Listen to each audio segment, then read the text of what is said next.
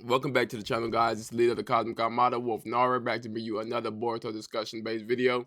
Today, we're gonna ruffle a few feathers, and we're gonna talk about how Boruto is what Gohan from Dragon Ball Z should have been. So, if you guys enjoy the type of content that I produce on this channel, besides the live reaction, make sure you guys like, comment, and subscribe. If you want more videos like this, be sure to get this video to 150 likes, I guess, and I can produce way more videos in this type of format. So now, when we look at, let's say, Dragon Ball Z versus, this is a comparison between the two.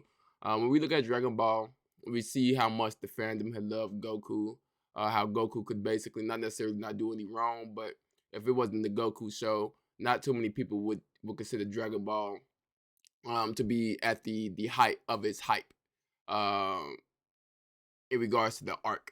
So when you have Goku fighting, well, let's say when you have Gohan fighting Nappa or interacting with the Saiyans before Goku get there.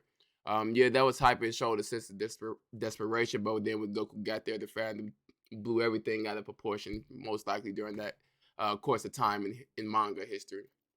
Now, you fast forward to when Gohan is on Namek, we see small instances of him being able to compete with these higher tier enemies, even though he's younger than where we initially met Goku because of the circumstances at hand. Now, Gohan was never able to outperform Goku up until that point in regards to the Namek saga. He wasn't able to outperform Goku. However, he did have some hype moments that kind of shows that he could be the next lead or main character for this series. Um, and so when you fast forward to the Android saga, we see that Gohan, he learns the lesson that sometimes you have to fight, sometimes you have to throw away that moral compass, or that, yeah, pretty much your moral compass, in order to protect everyone that you love, which is one of the reasons why the Android 16 speech is so pivotal to the characterization of Gohan in himself.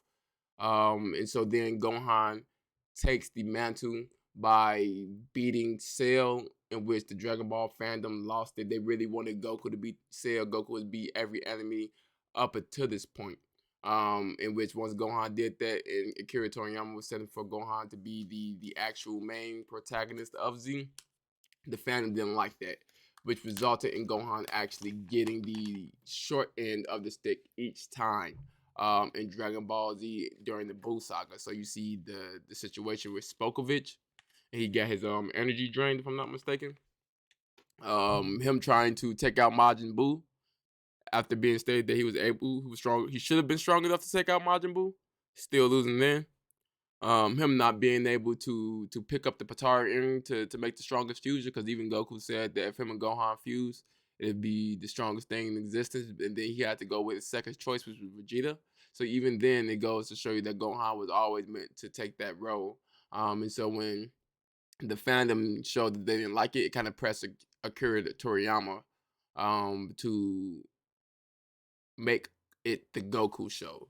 And so now you have this aspect of the fandom where they hate the fact that, or at least nowadays, they hate the fact that Goku is the one who always has to defeat the big bad. Most of the time, Goku is the one who gets most of the spotlight. So you have characters like Krillin, Yamcha, Piccolo, etc. left behind, and it just becomes the Goku show. Even all of Vegeta's training is pretty much for naught, because we know at the end of the day Vegeta's gonna power up, but he's gonna ultimately lose to the big bad, in which Goku's gonna take it over. Which it just goes to show how predictable that storytelling is, and how boring it could go become across generations, because the same kids in the 80s and 90s is not the same kids. They're parents now. They don't have time. So you have these new generation of children who actually enjoy different topics being presented in their anime, rather than it just being the Goku show. So when Dragon Ball Super had dropped, and it was still the Goku show, he's taking out everybody. You have a certain part of the fandom that said they wanted the humans to do something. You had a fandom that said they wanted Gohan to do something. You had a part of the fandom that said, nigga, Piccolo. They wanted Piccolo to come back. And so we did get that with the Beast Gohan movie. But again, that movie is because it was the Goku show up until that point, and the fandom complained. And it kind of didn't allow Gohan to have the characterization that he needed for him to become the respected fighter, or to get prepared to the same respect that we hold Gaku, Gaku that we hold Goku in. So when you look at Boruto, initially when Boruto started, we didn't start with the manga. We started with the movie, in which we was able to see all of the previous characters that my generation had grew up with, because Boruto is not part of my generation. That's technically a whole new generation of kids.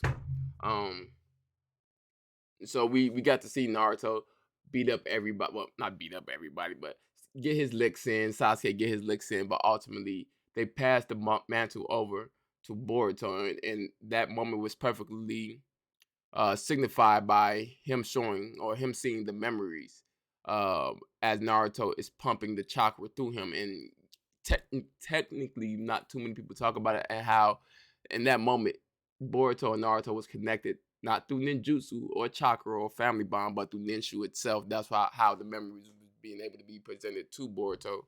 Um, and so now we have the aspect later on down the story where we see that Boruto is this not nosed spoiled kid who has daddy issues, and I feel that is the only way for Naruto to start, because if Naruto had parent issues because they was always absent, you feel me? Because he never knew his parents, Boruto should have parent issues because the parents are always working. They're there, but they're still always absent. And it makes it a lot more realistic.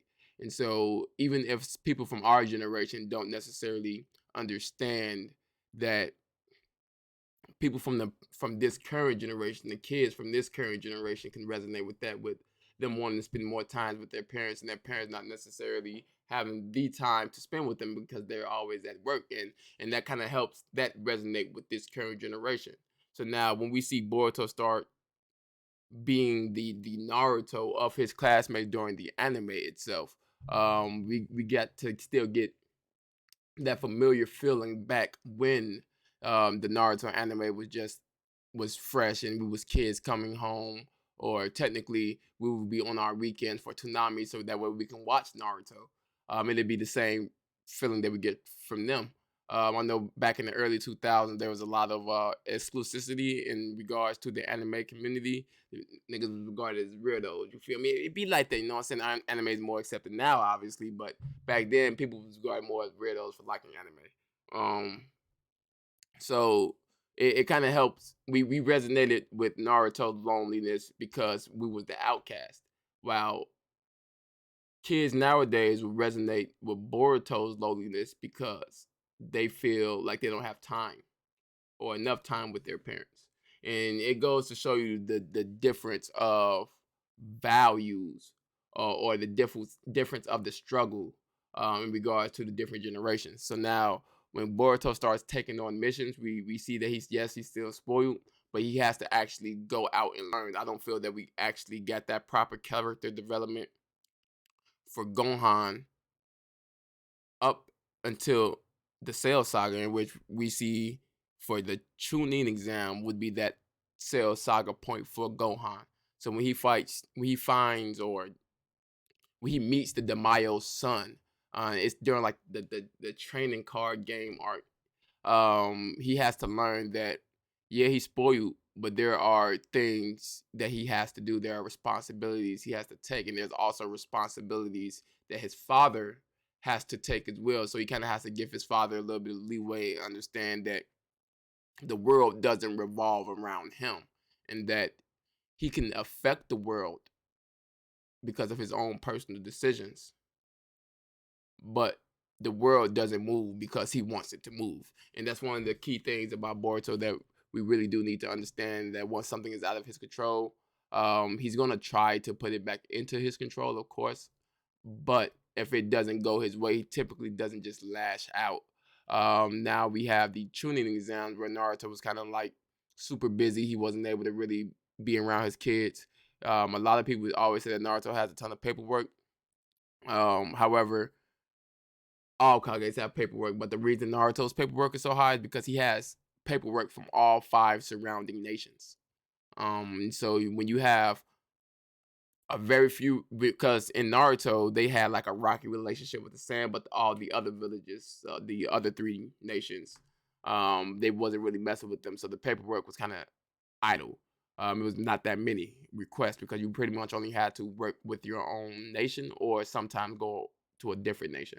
But now when all nations are working for one, that just means everybody gets sent these requests from each nation, so they do have to send out ninja past the land of fire. And we also see that Boruto gets sent past the land of fire. He even takes a field trip to the land of mist where he actually gets a culture shock and he understands that the world is a lot different than what he perceived it to be from the Leaf Village.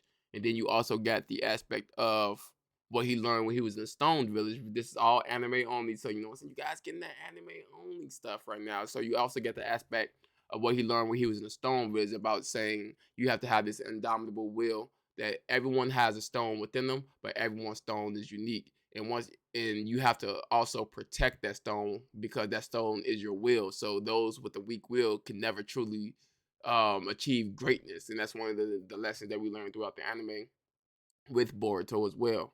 So now when you fast forward to the Kara actuation arc, he starts to see that Naruto is paying a lot more attention to Kawaki than he ever did him. However, this is Naruto's job. This is part of protecting the village. But Boruto couldn't help but feel jealousy from Kawaki getting the attention of his father. Even though him and Naruto comes to terms with the way Naruto's job is working, the importance of that job during the after the Momoshiki fight, well, right before the final Momoshiki fight, I should say, he still wasn't able to get that time, but in Kawaki's getting all that time. So now he has this sense of jealousy in which eventually he understands again the position that Naruto is put in, the position that his family is currently put in with him, and the feelings of Kawaki himself, and he takes all of that into consideration in order to propel or at least try to mend that broken relationship. We also see that he's not the type to try to mend a relationship when both parties aren't trying to do so as well, because he wasn't trying to mend a relationship until Kawaki fixed Hima's vase after he broke it. And so after he's seen that he put that much effort into fixing the vase, he literally did a 180 in regards to the way he viewed Kawaki.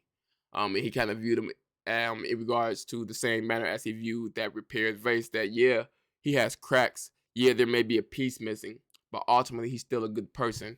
And so that's one of those things where it goes to show that he holds the same value that the main character held, that we fell in love with in Naruto Shippuden. So now you have the aspect where everything is taken away from him. With the most recent chapters in which he has to go down a similar road to that of Sasuke. And if you want me to do like a video and dive more into that, just let me know. I could pretty much produce that video. That's not a problem whatsoever. But once he goes past that, we get the time skip in which Boruto has this solemn look. He understands the weight of his decisions now, just based off what happens that we at this current point in time don't know, but what happens during the time skip in of itself. And so it goes back to the main point of, unlike Gohan had time to develop. However, Akira Toriyama kind of backpedaled and didn't and was pressured by fans to keep it the Goku show, and that kind of stunted the growth of this series. While Boruto had a real slow upstart, and a lot of people really didn't like the series at first because they couldn't resonate with the message. There's a difference between something having good writing and you not resonating with the message versus something just clearly having bad writing. And Boruto was just one of those situations where all the people who love Naruto are grown now, so we wouldn't really be able to resonate with this message. So when you come at it from a literary perspective, it's actually a relatively good show, and it builds, and it doesn't just thrust him into the position of being the main character. throughout the story, he has to constantly earn that role of being that main character. And so once they took Naruto out, that was Kishimoto saying that he's ready to be the main character and he's ready to take that spot that Gohan should have took for Goku. But that's really all I got for this video. If you guys like videos like this where I just talk about my thoughts with certain characters, talk about different topics, just let me know down below. Like, comment, and subscribe. It's been your boy Wolf Nara. I'm out.